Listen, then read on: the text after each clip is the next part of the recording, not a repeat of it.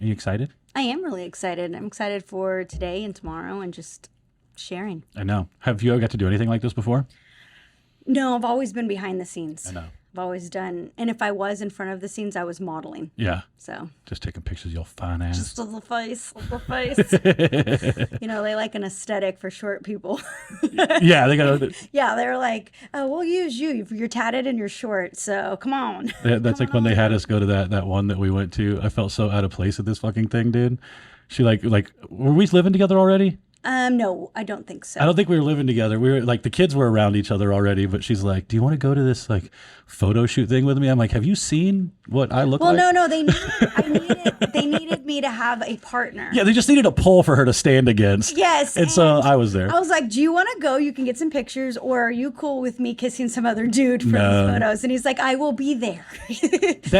I don't know how actors and stuff do that. Like I get like people can separate the job stuff. I understand that, but like I'm not that guy. Oh, I'm in it. Like the first photo shoot I ever did, I was modest, but by like 30 minutes in, I was butt naked and being like, okay, take all my pictures. Oh, yeah. I mean, for you, I'm sure it's great, right? But like the kiss of the people, it's not even. It is jealousy, I guess. It's very much jealousy. I want to say, I would not be okay if you had a hot model. I'm not saying I'm a hot model. That's not what I'm saying. I am saying I would be not very happy. I'd be. insecurity is one of those fucked up things too, because like this is a place where I'll just be vulnerable about my stuff. Like I get really insecure about relationship stuff, right? Like I'm not like any confidence that I may exude on podcasting goes away when the door closes and it's just her and I. I'm like, hold me like a baby and tell me I'm great and that everything about me is awesome. While I'm like patting your head, going, "Baby, I'm yours." I know. That's the cool thing, though. I think like about for those people who don't know, this is both of our second marriages. And I think that's one of the really awesome things that I would have never expected coming out of divorce is like that. Because I came out of my divorce so angry, right? And part of that I think was the fact that I just didn't have the helpmate that I thought I wanted. And then you find somebody who you do and you still drag all your old little baby crap into it for a while. And I think that's one of the most beautiful things about you is that you are probably one of the more understanding gentle people who I've ever had deal with my shit. That's because I had so much emotional healing I had to do. Because if you and I had met like even a year and a half prior to when we did, I was still a broken person, and I would have said, "No, I'm not helping you with anything. I'm just gonna have you carry my brokenness." We've talked about that before too. Like you being further along in your healing journey is probably one of the major reasons that we were able to survive, because I needed someone to follow in that, and I'm still totally fucked up. But like I needed somebody to follow in that, and had you been in a toxic place, I wouldn't have been able to be mature enough to not do the same thing. Yeah, well, our brokenness mirrors each other at such a precise way that it's actually kind of scary. So the fact that I was able to kind of enter this relationship with the what is the word? Like coping mechanisms that I had, that I was able to take yours, because you took mine in other ways. Sure. You came in as a protector when I did not ever. Well, I didn't know what that was. It still pops up. We lost the keys to the truck last night. Oh my God. And I am so mad at myself when I have nobody else to blame. Somebody's going to probably tell me with a textbook definition of this. I'm going to realize I'm a terrible person. But like when I screw up, if I don't have somebody to blame, I get even more angry. Oh, yeah. He's livid looking at me, and me and the boys are all laughing at each other. And I'm like, because if the roles were reversed, he would just, "Victoria, how could you?" So he was absolutely. laughing, and he was like, "It's not the time to laugh, Victoria." And I was like, "But it is." I was trying, and it's funny. It is the season. It's funny because I was trying so hard. It's crazy when that little kid shows up in you, because you're being irrational, and I'm stopping short of everything. Like, because there's nobody to blame but myself. I lost this key, ended up costing $400 to remedy this situation. It sucked. But like I'm sitting there, and so we have this little Big Bird keychain that goes on the key, right? Because my ADHD brain needs to have big visual things so I don't lose anything. Yes. And this one took it off because it was unappealing to his eyes. It wasn't that it's unappealing. Like, it didn't fit together right. The way the fob is and the keychain goes together, it doesn't like it. It's just not comfortable to hold in your hand because the keychain gets stuck on the fob. So I took it off, and then so I'm just. It's almost like just a fob like this. Yeah, Just, it's almost like when you're looking around for like some other shit to break when you're just mad about something, and you just keep finding more stuff that's your fault. I'm like, I took the stupid Big Bird off of it, so I'm just getting more and more annoyed with myself. And it was a good exercise in that moment of I wasn't mean or anything, but I certainly changed the energy of the house for about an hour looking for this damn key. And I had that whole time I was working through my childish emotions around that, and the whole time she's just, laughing at me, but with me at the same time, and then it ended up being fine. that's one thing that I really do love about our relationship is when the inner child is flared up. We do two things. We can either back away from that child and say, hey, look, you have to work through that internally by yourself. I can't do that with you. Or we'll nurture each other.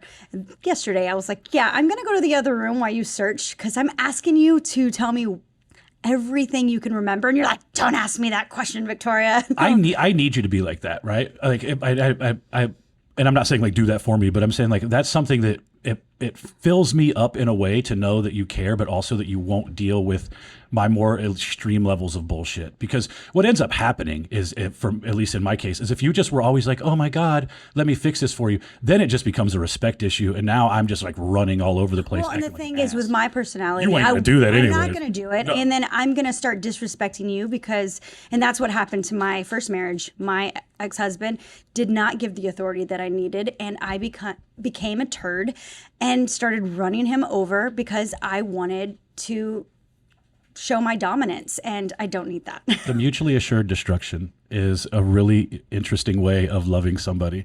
And I like the fact that you and I are so similar and we have the ability to love as hard and wreck as hard as we do also makes me see you as an equal, which I will very freely admit it's probably the first time in any romantic relationship I've ever felt like that other person was my equal. And I love that about it. Oh, I love that. I need that. Growing up without a male role model or just any masculine, I guess, influence in my life. I had women in my life who were very much tough and you figure it out. So I need that balance. Otherwise, I'm destructive. What do you think that does? Because like my dad was gone in a different way. Your dad was gone a different way. They're there, but not always there, like being guiding parents. How do you think that worked out for you? Well, it worked really poorly for me for a very long time. I was bitter. I was mean. I look back and I see how I said destructive, but that's what it was. I liked hurting people's feelings because I wanted my feelings to feel. I wanted to feel better. So it works out with that balance is that I have somebody above me saying, hey, we're not going to tolerate that. Just like when I'm with my kids or with you, with Luke or Omar, which is my ex-husband, with the boys of like, no, you're not going to do that. When you have nobody doing that, I do what I want and it's not kind, or at least it wasn't kind.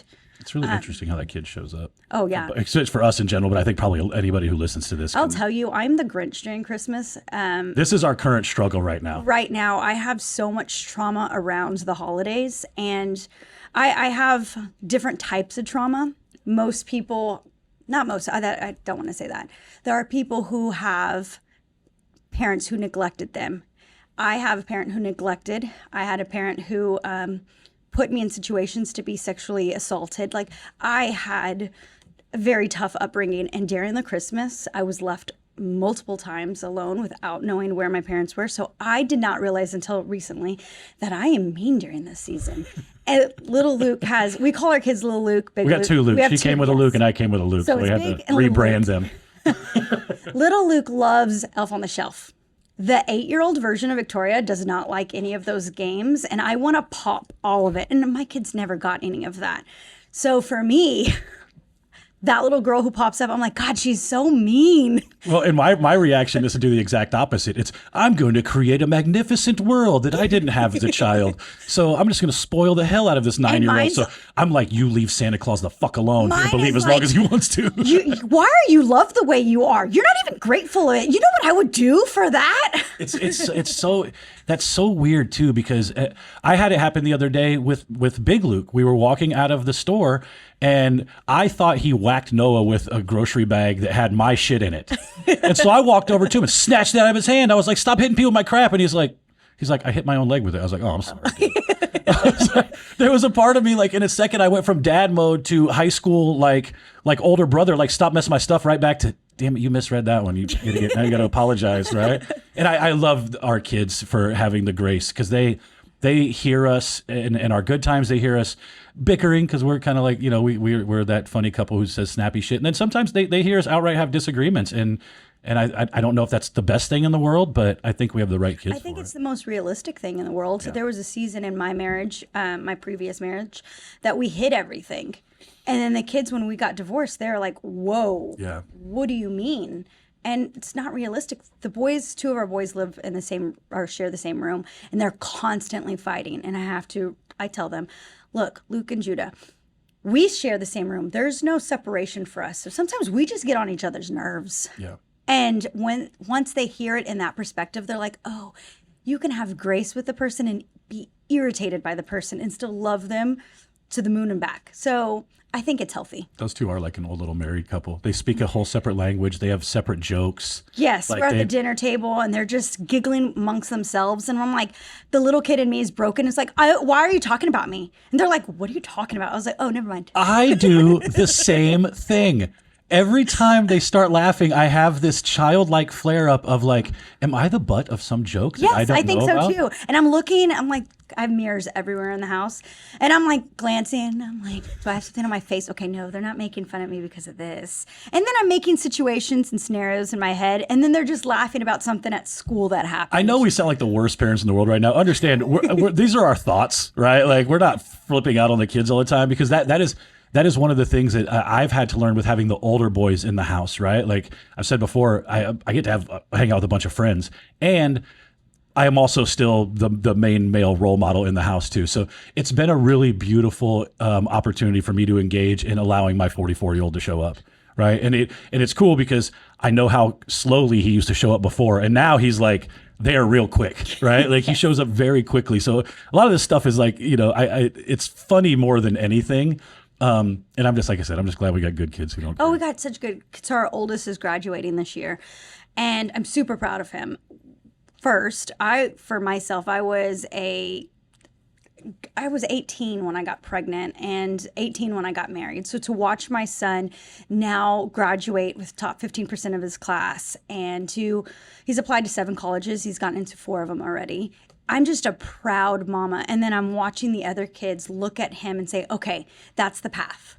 And all 3 of them, the younger 3, they mimic that. And It makes me just so proud. So yes, I'm very honest about when they're frustrating me at times, but I'm also so honest and about telling them how proud I am of them. I think that is something that you and Omar did beautifully when Big Luke came up to you the other day and was genuinely concerned about Noah leaving the house because he felt like he was going to have to step into that like oldest kid role, but he felt completely ill-equipped to do it.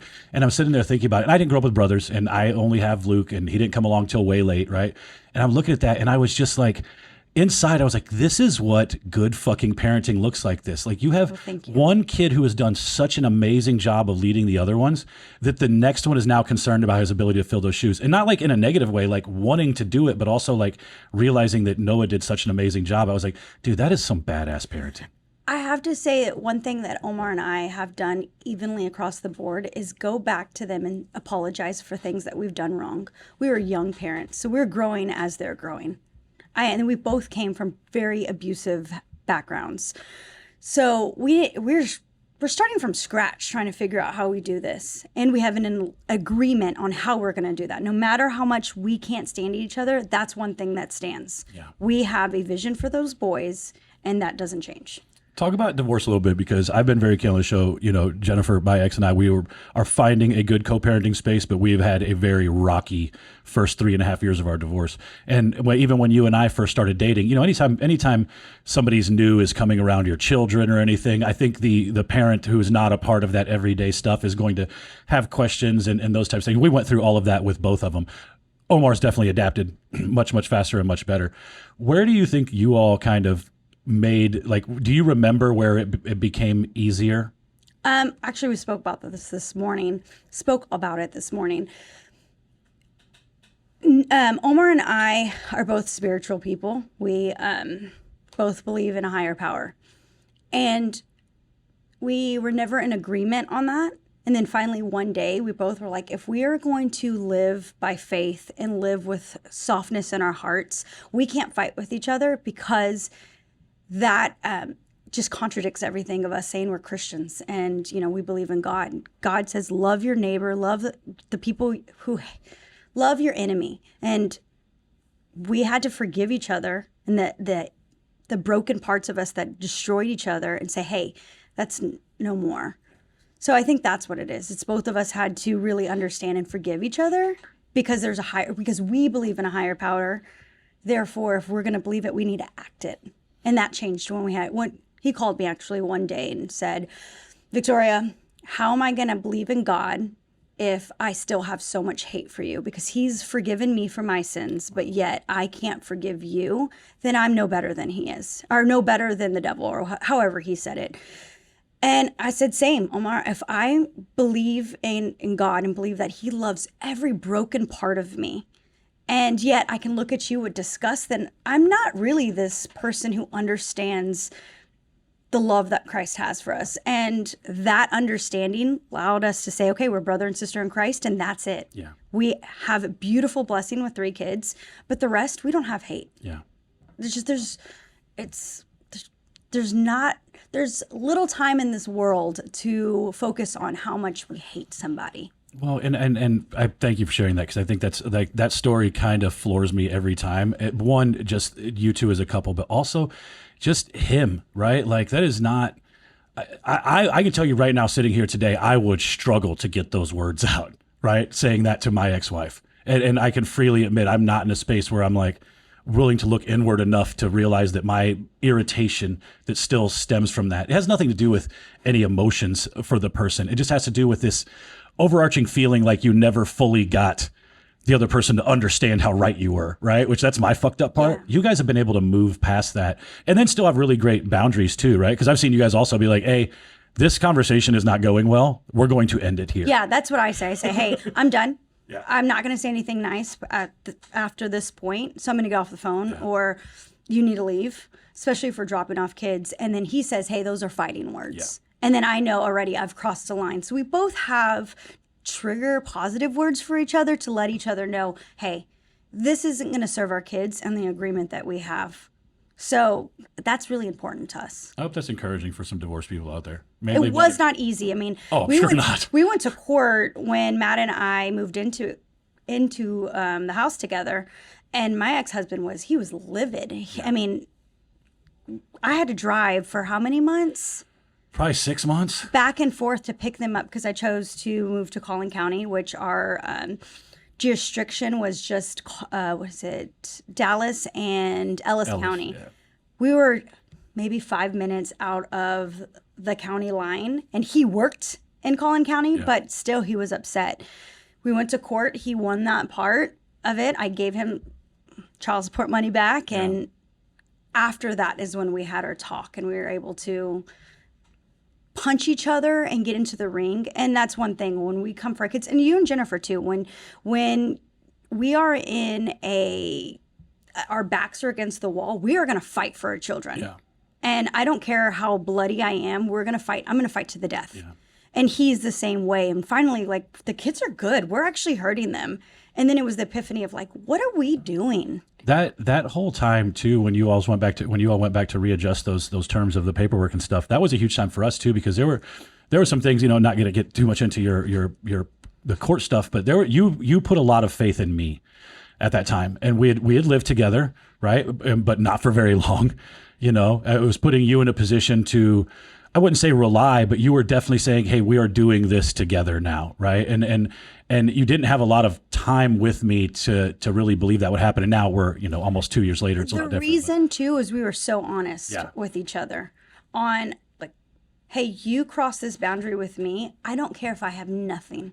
I will figure it I'm out. still gonna go. Yeah. I'm still going to go. So you can't pull what you've done with other women to me because guess what? I can pull the same games, but I love myself too much now to do that to you Yeah. and to anybody. It's just, mine was never a desire to, like, you know, but I had to admit, like, there was, looking back on that now, I'm like, dude, she is wild ass for just trusting all of that was going to work. Because, like I said, that we were so honest about all our broken parts at that Yeah. point that I was like, okay, Victoria, you do love this man. The kids enjoy and love this man too. Yeah. We're in a better neighborhood. We're in a better school district. Like, we're going to move our lives forward. Yeah. And he has given me this commitment. He's also given my parents this commitment, which Matt and my ex-husband are the only two people who've ever met my parents. I've always protected that, or at least my dad and my stepmom. And just that and the response of my dad looking at me and being like, hey, thumbs up. Like, I like this guy. Yeah. Gave me some like, okay, I can relax. I can go in with some blind trust. Yeah. And I also have, like I said, I'm a spiritual person and I prayed and I did everything that I could to internally say, okay, if I'm going to move forward, I have to know that everything is going to be okay. And that's what I did. Yeah. And look, we're married now. Ha ha. I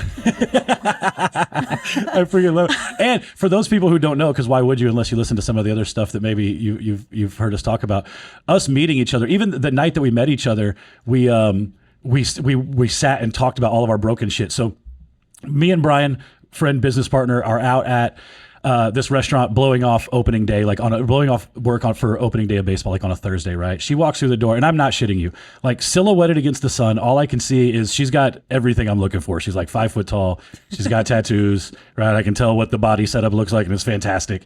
And so she goes and sits on the other side of the bar, at which point we make no eye contact, nothing. I'm pretty sure she doesn't even know I'm there. I don't. Right? So she's sitting there forever. Brian, being the good friend he is, you know, both of us were seeing other people when we first met, so there was nothing there initially. But Brian's like, "Hey, man, keep your ass in this fucking seat. Like, you're not going anywhere." She gets up and leaves the restaurant, and I look at Brian. I'm like, "Sorry, dude." And so I hop out of the seat and chase her down the road at the Star here in Frisco, and I am not kidding you. I'm no more than 50 feet away from her, and another guy who was in the same restaurant walks up to her, and I can tell he's asking for her phone number. Well, he chased me down too. So She had two dudes chase her. like, oh my God, Victoria, who are you? I look over to my two girlfriends and they are laughing because I'm like, I don't have much makeup on. My hair's probably like this, a little longer. Just a regular tee. Like, I had no desire to go out there, look for anybody or to even have that, girls, there's always, if you're not with the right person, you're always kind of looking around. And I know guys do this too, of like, maybe my person's out there. Well, that day I was just so into hanging out with my girlfriends. I did not care what was around me. And the era that day, how do you say it? Aura? Yeah, Aura right. that day was just popping. And I had two men come after me. So we get there. He's like all sad. And Oh, yeah, I just like sat down. This is how I know it's a God thing, because once I saw that, I was like, dude, there's no way you can go up there after she just went up. So I'm walking back and I was like, hey, weren't you just in the restaurant? And he goes, yeah. And he stands up and he goes, but, and he's like moving his hands in confusion. And I go, well, pull out your phone. And he's my type. I mean, if you look at the people I've dated and you look at him, you're like, oh, this man is her type. Yeah.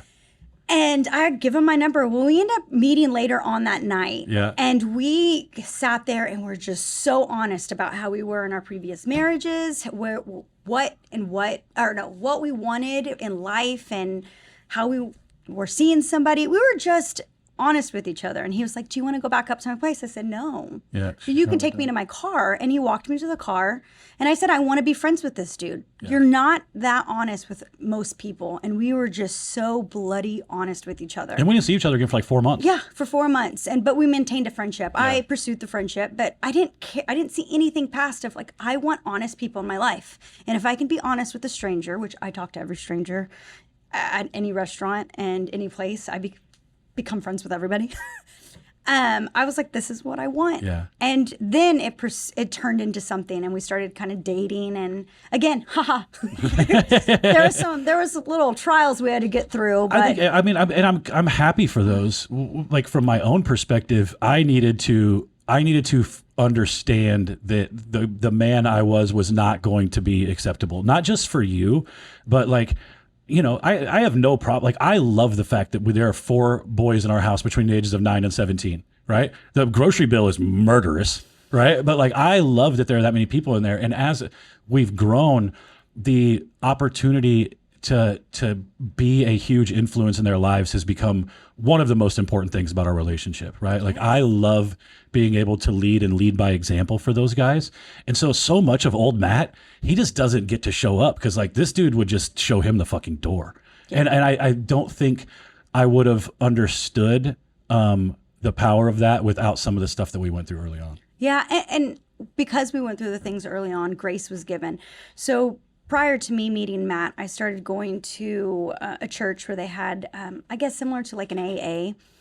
But I wasn't going in for like drug abuse. I was going in because I had so much sexual assault and sexual abuse in my past. And I was just so broken, seeking a validation and love just anywhere. I mean, and again, I was not promiscuous. That wasn't it. But I was finding friendships that weren't serving me to the highest good. I was ending relationships because I was scared that they were so positive that I was like, yep, nope, I don't trust that either.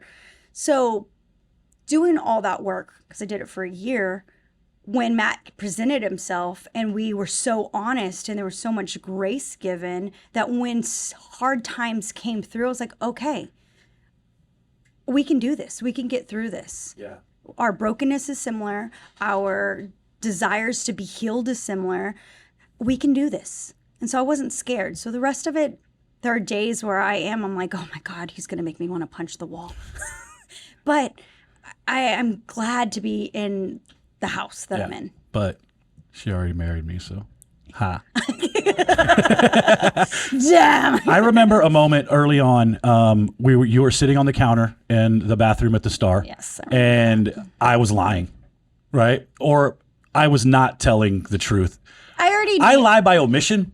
That's how I lie. I'll just like, if you don't ask the right question, you ain't gonna hear shit. And I'm a stalker and a crazy girl. I already had figured out everything. Yeah. And I was okay because I had my own stuff Yes. that I had to present. And I was like, okay, let me give you the window to do that.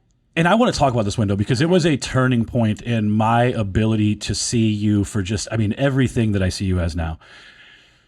I'm sitting there and just not being able to tell this person who I know I have very high level feelings for, right? That I'm probably the piece of shit you think I am and you're probably going to leave, right? And she did me this favor of closing her eyes. She didn't look away. I didn't look away, but she closed her eyes while I told her what I had to tell her. And it was not information to her that was new. And B, it wasn't so far into our relationship. Like she said, everything was still kind of in that gray area of early dating and stuff, that it wasn't like this catastrophic thing. But I knew in that moment I had somebody who understood the hardest things for me to do. And because I don't even think I knew something like that would work. When you did that and then closed your eyes, it wasn't like all of a sudden it was like, oh, this is easy. But it did something to us and to me, for me to be able to be like, who the fuck else is going to extend you this grace, right? And in that moment, I think I also knew we were going to be okay, or that it was going to be okay, whatever that looked like at that extent. So I know we've talked about that before. I just want to publicly say that is probably the greatest early relationship moment that we had, because I don't know if we would have made it past whenever that was, December of that year, without that. I would love to say that was just all my healed version of Victoria. who I was. No, I was protecting myself. I did not want to look at you any different. So me closing my eyes was, okay, I don't want to see if he lies and know what his lying face looks like. So I'm going to close my eyes, hear what he says. And if he opens up and tells me the truth, then I know that we can move forward. Otherwise, I can't look at his lying face. I know. And I was protecting myself in that moment. That's one of those things that I think when we were talking earlier about how the right version of us shows up for the people that we really, really care about and that we really know at a huge level, and the people that we want to make the relationships work. That was just the beginning of me knowing, like, I derive so much of my value from my ability to earn money. And in that moment, I knew I could be flat broke with you and be fine. And I cannot say that about any relationship, romantic or otherwise, about my life, right? I mean, hell, we're sitting in a room where a business blew up essentially over money, right? Yeah. Like, there's been a lot of things that come apart because of that stuff, and I just could never envision that happening with you. Well, that makes me very happy. Tell me what we've talked a lot about all the type of assault thing you went through, and she's covering over a lot of it, but it's pretty horrific stuff, and that's led you to kind of where your current passion is right now. Yeah, so I wanted to just get involved with my community, so I started working with the Turning Point as a volunteer. It turned into an advocacy. What's the Turning Point? The Turning Point is a nonprofit organization that helps sexual assault victims within Collin County. Mm-hmm. We do sexual assault exams, so they are free. We help with legal fees, counseling, and so on. We have 24-hour crisis, and I will put this information for you. So if you are a survivor of sexual assault or know somebody who is, reach out. No judgment, and we can help begin the process of healing, because you can live a beautiful life, I promise you. I grew up, I'll kind of go to the beginning. I grew up with a mother who is a part of the 13% of women who are sexual predators. My stepdad was only a couple years older than me when I was in elementary. So going through living and seeing a pedophile, and then having my mother was also an addict. So a lot of the sexual assault that I endured was in a house full of just drug addicts. I thought it was normal. I didn't realize that for years my sexual assault was something shameful. I didn't know. I thought that was normal, would happen. I'm going to be very graphic. It would happen on the couch. I mean, there's been times where my mom was in the room when it happened with multiple people. And I just became so numb to, this is just what life is. And that little girl was just dying and eventually died, and she became very bitter. But as I went through my healing and realizing that there is life outside of that, and I revived her and gave her such beautiful memories of my childhood, I want to help other women. So I became a volunteer at the Turning Point, and then eventually got hired on to become an advocate. So I get to work alongside the exam nurses and for the police department, and help women and men get through the difficulties of that first step of saying, hey, something happened to me and I want to report to get this person behind bars. And those women and those men are my heroes. I didn't get the privilege of having that, but to watch people be so vulnerable and tell their stories is powerful. And with that, I want to help women let me phrase this. I want to give a little bit of my light to women who are in dark places until they find their own. Because I found mine, and I love life, and what happened to me does not define me. I am actually weirdly grateful that I had to go through everything that I went through, because I get to be the mother that I am. I get to be the wife that I am, the sister that I am, the friend that I am, and so on. So if I can give a little bit of that reminder to women where men have come and tried to pour out their light, then I want to do that. And that's being in that room and making them laugh when they're having to be examined and having to recount a situation that just occurred to them. So that's why I do what I do. I want to just say, hey, a little reminder, you're not burnt out forever. Here's a little bit of my light. You have to go on to the next journey. but you will find somebody else who is going to give you some of theirs until you shine so bright that you can now give your light to somebody else. And that's how we brighten up this world from the darkness that we live in it. That was a ramble. No, it's not. It's heavy shit. I mean, and the thing is, real. it is, and I'm glad you chose to share it. I mean, I've heard it before, and every time it makes me so fucking mad. and I have to look across at my beautiful wife, who you left one thing out. It made you the woman that you are. Yeah. You defined who you are for everybody else, but the reality is it made you who you are, and you're fucking amazing. Thank you. And the privilege of knowing your past and seeing who you are is just one of the coolest things that I get to do. And so I don't know how'd that feel sharing that on camera. Feels natural. Good. I like it. I'm really excited to give women and men that hope that doesn't define them. Yeah. Because unfortunately, people who do those things, they want to take away and to be like, no, they didn't take anything from you. They've tried, but you're still alive. So there's this thing called a fight and fright. Was it flight and fright? Fight? Fight or flight. Yeah. But there's also fight and flight. Freeze. And freeze. And people don't talk about freeze. Freeze is when your mind goes, okay, I've already scanned the whole room, the situation. We have to just lay numb, or something else could happen and we may not be here. So the women who have fear or the shame for freezing, I want to tell you right now, please don't have shame for that. You did everything you needed to be able to stand where you're at right now. And that is important. So don't have shame on that, please. You froze for a reason. I froze for a long time. And guess what? I'm right here telling you you're worthy. And your life is amazing. Live it. I love it. Yeah. I love it. I was thinking while you were talking about that stuff, about when you were talking about the light thing and how you've used the analogy of going into the dark room to kind of explain like some of the necessary things in life, right? You used it. We're talking about your stuff. I had to go into this dark room by myself, knowing that there would be people who love me waiting outside the room with all the light in the world, but I had to go in and face these things. And you've given that advice to me, and I've used it and I've passed it along. Where do you think, and I don't know the right way to ask this, but what were the dark rooms that you had to go into? How have you applied that to yourself as you've walked all this shit out? Man, I'm still going through those dark places alone. Sure. I'll give you an example. The other night we went to dinner and the little girl inside me popped up. Like I said, holidays is really hard for me. And I'm such a bright person, but I'm a Grinch during this time of year.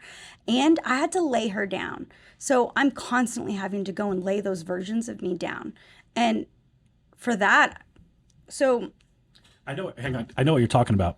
Are you speaking of metaphorically laying down, or are you talking about physically laying down?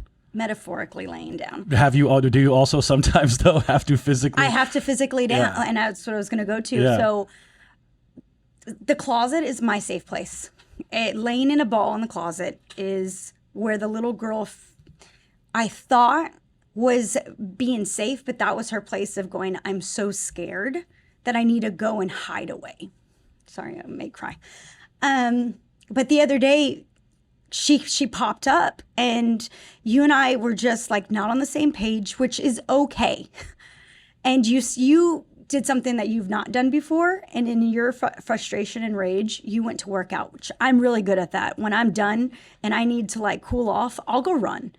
And you went and did that, and I want to commend you for that because I thought that was really badass of you, and I wasn't going to tell you in the moment. So. But I went into the closet to lay there, and I was like, no, Victoria, you can't put that on anybody else. You have to lay her down.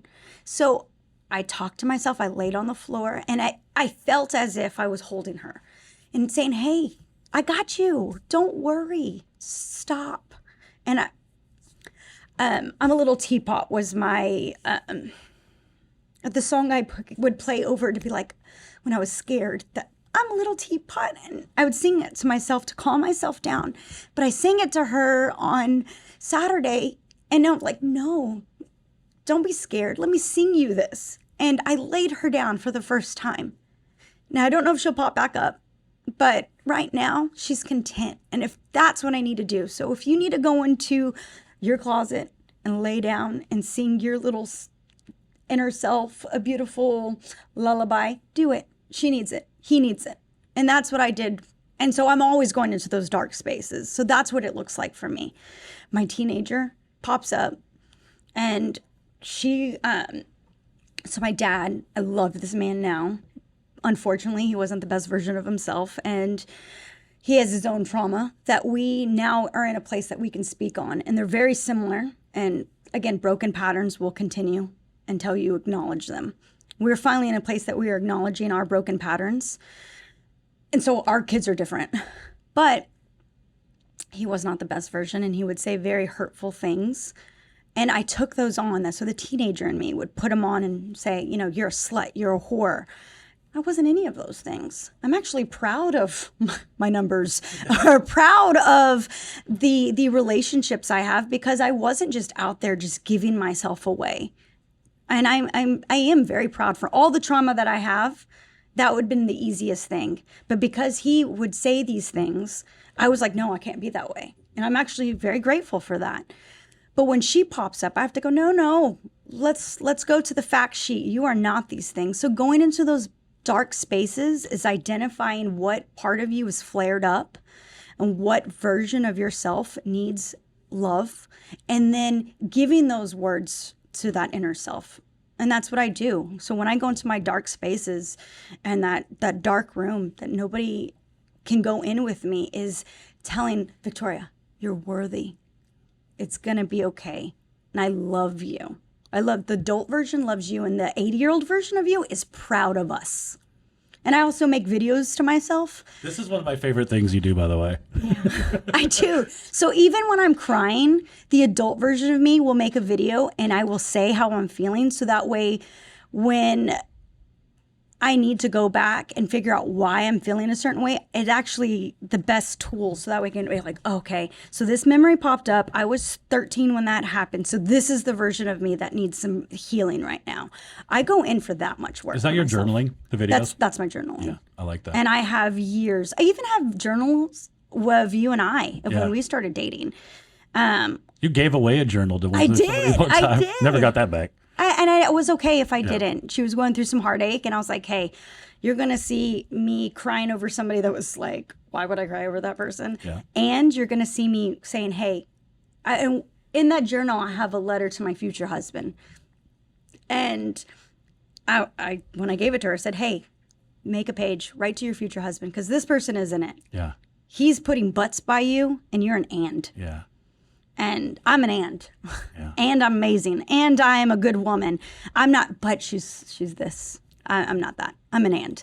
So yeah, I gave that to her and I said, hey, remember, you're an and. Write it when you're ready. Write to your future husband, because that's what you're seeking. One of the conversations you and I had early on, and that's probably because we both spent a lot of time in therapy, and this must be a common thing, is like getting to know those inner child things. And I think a lot of people don't. I think a lot of people think they just are who they are. And I'm not talking about multiple personalities. I'm just saying, like, we have trauma versions of ourself inside that are usually acting up. And whatever age those things happen to you, you're usually attributing the fear to a younger version of you and the anger, frustration to a more adolescent version of you. That's something that I experienced and something that you've experienced. And us being able to talk in those terms in our relationship has also, I think, headed off a lot of problems, because there's plenty of times that I've told you or you've told me, or I won't even say that. In the moment, we're not telling each other shit. We're in full fight mode, right?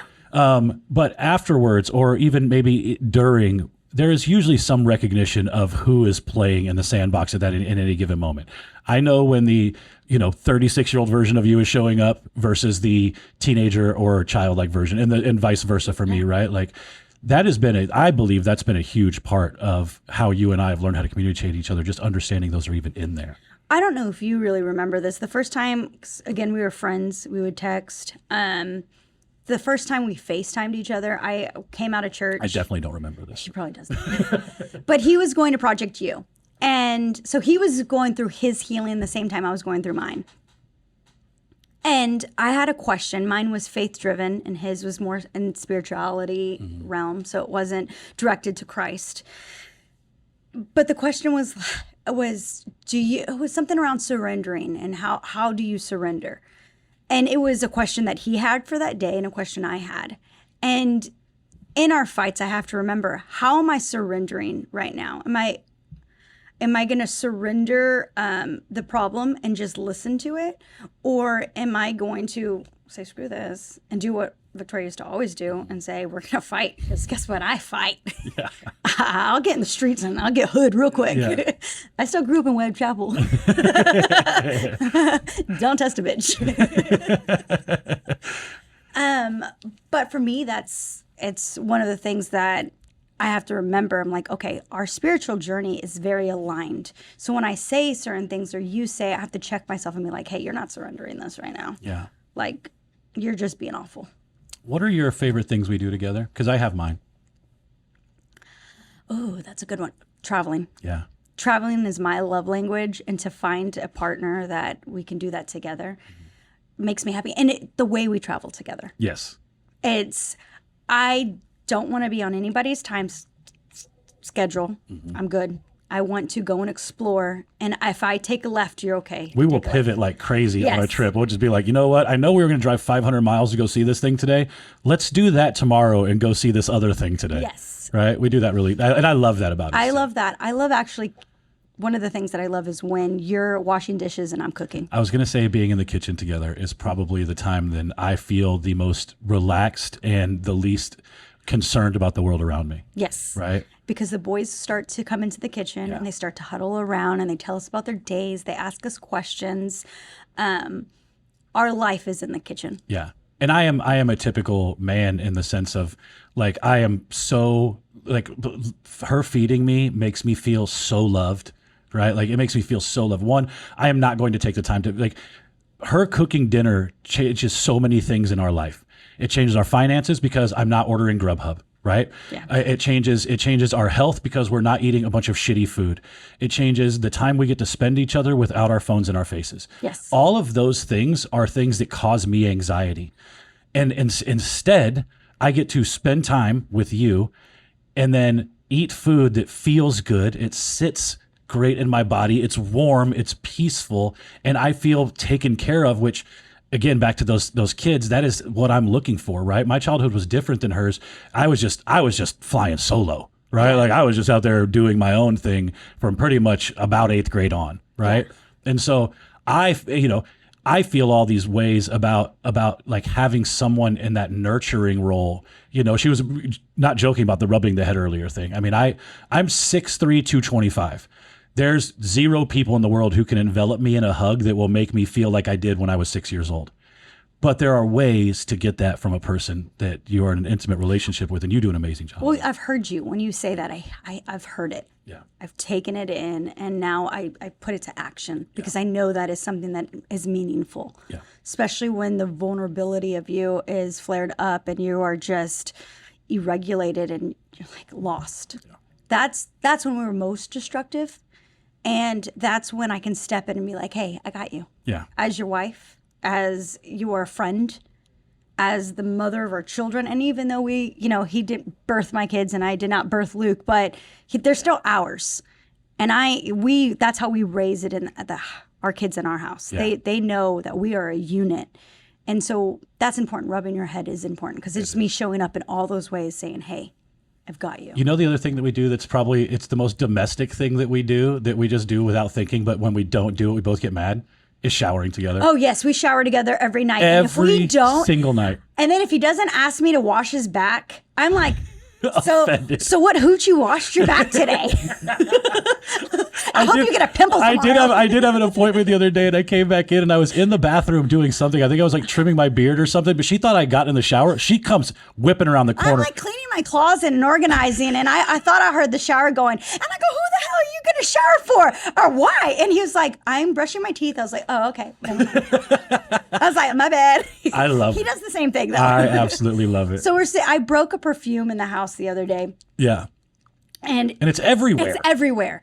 And we're sitting on the couch on Saturday was it on Sunday? It was on Sunday. It's during Cowboys game. And he goes, why did you start wearing perfume all of a sudden? And I was like, what the fuck are you talking about? I probably smell right now. I have not showered in like 2 days because I've not left the house.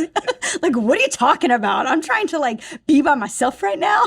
And he's like, no, but for who? And I was like, I don't know what you're talking about. And he got all jealous, and I was just like, whatever. We were in the kitchen last night, and he's like, do you smell it again? I was like, it broke in the kitchen, Matt. And then here comes Big Luke and Judah going, I smell that too. So you wearing perfume? I'm like, do not encourage this man's behaviors. Some of it's just fake outrage too, right? It's just like I'm just and they like love it. Yeah, They love it. Whatever. Yeah. What are yours? Oh, well, let me add one more thing. Yeah. Walking. The walking thing's great. I love walking with you, and I'm going to take this to kind of my first marriage. I would want to always go walking. And when I knew Omar was not my person, and we both know we weren't each other's person, so this is not going to offend anybody or offend him. But we went on a hike, and I go, let's go left. And he's like, no, that's not the path. And he got really upset because he knew we were going to go to A, to B, to C. And I was like, no, I want to go A, F, Z, Q. I want to go everywhere. You travel like I do, even in walks. That makes me just feel I can be free. And that's what I want to be. There'll probably be a news alert one day with our off-track asses where they've got to come find us. I'm sure it's not going to end well. We're in a creek falling, Yeah, broken a exactly. leg. No, probably. But when we started walking together, and we would just, there was no pattern, we would just go. I thought to myself, this is what I've always been seeking. Yeah. So you gave me something on my list that was important, but I didn't realize until that moment. Mine are very similar to yours. I kind of already talked about why the kitchen thing and the food part was so amazing. And I, like I said, I just love the showers because it's just this reconnection thing that isn't even, I mean, like we're all adults. It's not even sexual. No, right? It's not not at even like people are getting felt up in the shower. It's like, if anything, our shower sucks. And she does this thing where Our showers are so small. she does this thing where she doesn't want to get her hair wet. So the surface area of the shower she takes up by leaning back away from the thing. I've got no room, I right? also like to talk to water. So I'm in the shower going, oh my goodness. Oh. I'm like praying to my water. Just go, oh, thank you, water. It's the funniest And thing. he's just like, can you not pray to the water right now? I was like, rude. No. But it's like it's our way of like I know that my day is finished when we do that. We've worked out, we've done everything we're going to do for the day. It's like officially time to relax. And then the travel part for me being mainly because I want to see the interior workings of the United States, right? I love those places. My grandparents used to throw us in a camper and drive us up to the Badlands to go see Mount Rushmore and shit like that. For years, I didn't have that. I didn't have a partner who was interested in that, nor did we have a life where we were going to do that anyways. We were constantly broke. But like when you and I last month just hopped in the car and drove 15 hours to the Grand Canyon, we hit a deer 2 hours outside of town. We went anyways. Yeah. We took the dog. Like we didn't really have any idea what we were going to do. We bought some gear that we knew we would need. And now it's leading to, in a couple of months, we're hiking down below the rim and with a couple other people and going to go spend like 4 nights down there. That is not something that would have happened in my life before. And I love that shit. I love it because I can also be selfish too. I can kind of separate from you for a second and I can go rediscover Victoria and go connect with God. Yeah. And to me, God isn't in a church. I am not a part of a church. I'm not a part of anything, but I stand in my faith. And when I am one with nature in that way and I can separate, even just going walking off by myself, I can be in alignment with something higher. Yeah. So the way that you allow me to go do that, and again, allowing because we're married, people would get like, oh my God. Yeah, we're not that couple. We're not that She does couple, what the fuck but she wants to do. I do, and so does he. But But we also do it with each other's blessing because Yes. neither of us are doing anything that they shouldn't be doing. yes, so I love that he allows and I allow him, and we respect each other in that way. So I find grace in that, and that's another part of the traveling that I just love, that I can go refine myself and recreate a better version of Victoria. Yeah. I love being married to you. Such a You're nice and hot. You're pretty hot yourself. All right. But I'm not, hold on, Yeah. but I'm not going to go and tell in public that he's so hot. So all you hoochie mamas want to go and say, hey, no. I'm not that woman. The camera's not as kind to me as it is to you, so they're fine. All right. One last question. Okay. How long you want to stay married? Until you're dead, All right, cool. unless I die first, but I plan to be like, Don't do 80-something. that. I can't handle. I don't ever need to be out there again. I need you. Don't go anywhere. Let me go first. I have no desire to go anywhere. All right. I can't wait to be a grandparent with you. That's gonna be fucking weird. It's going to We'll be do a amazing. podcast about that. Yeah. All right. I love you. Love you too. Bye. Bye.